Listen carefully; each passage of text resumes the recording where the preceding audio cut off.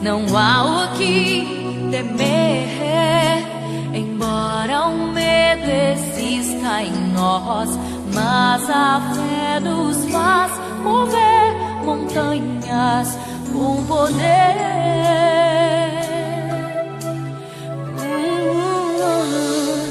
Pode um milagre enfim acontecer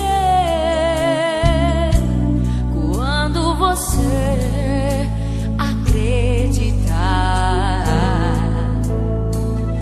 A esperança em ti ninguém jamais irá matar. Depende só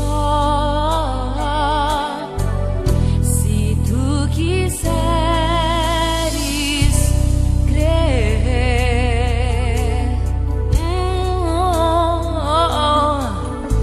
O medo acabou, pois ele agia sempre em vão. A esperança em ti fará aos ares flutuar. Não posso explicar o que o coração de alguém sente quando encontra a paz e a fé pra ir além.